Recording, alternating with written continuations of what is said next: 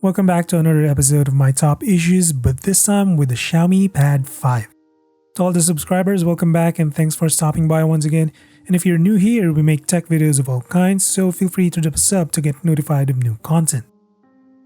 Take note, these are my top issues. My issues don't have to be yours, so go easy in the comment section. But before we get into it, here's a short message from the sponsor of this video.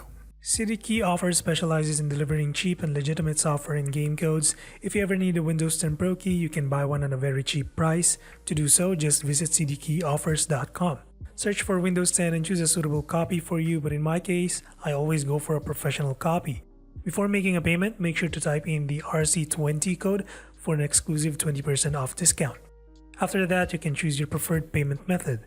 You will receive the code via an email that redirects you to the website of CityKey Offers, and from there you can get your Windows 10 key. Since my Windows copy is already activated, I can just simply change my product key to the new one that I just bought. CityKey Offers provides permanently valid keys with 30 days of return and exchange period. You can check out more deals in the video description below. Okay, the very first issue I have with this tablet is the lack of connectivity options. I would understand if we're talking about a phone, but on a tablet that has the space to accommodate a small headphone jack, well, I guess it's because it's a trend today, removing the headphone jack for no reason, but it's just weird to see Xiaomi removing some of the essential features, especially for a company that still includes an IR blaster on their smartphones. Xiaomi also removed the ability to expand storage via a micro SD card slot, so expanding the storage of a tablet is also a history.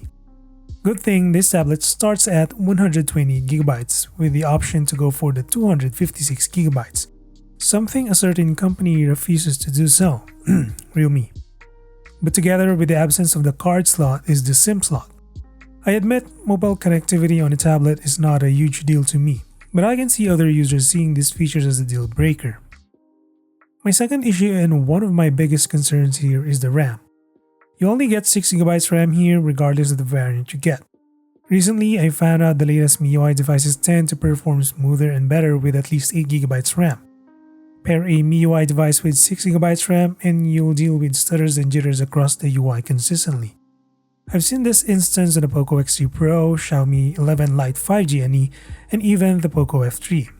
And given we're talking about a tablet with a huge screen and pen and keyboard support, certain users will push these tablets to its limits, particularly from a productivity standpoint.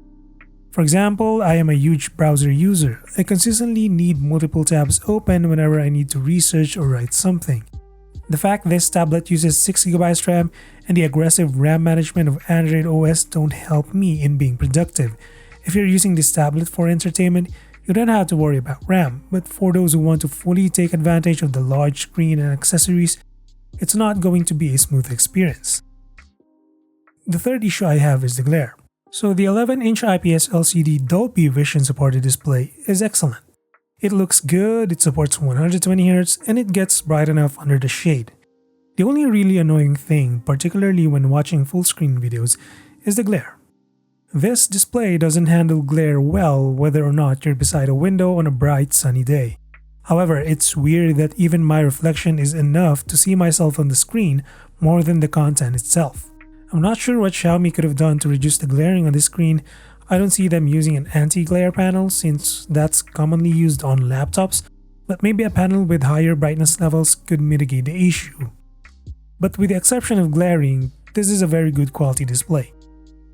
There is another small issue. It's a small thing, so when this tablet is on a case, there's a tendency for the display to turn off randomly. I'm using a third-party cover case here by the way, but the fit is just right. I'm not sure why it's randomly turning off the display when on a case. If you have this small issue, let me know in the comments and maybe you can also share any fix you have tried. Okay, so those are my top issues with the Pad 5.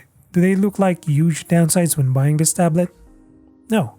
I still think this is the best all-around tablet for the money at the moment, and I still recommend getting this tablet for most people. Stocks are limited since this tablet launched, but I'm expecting Xiaomi to restock this coming holiday.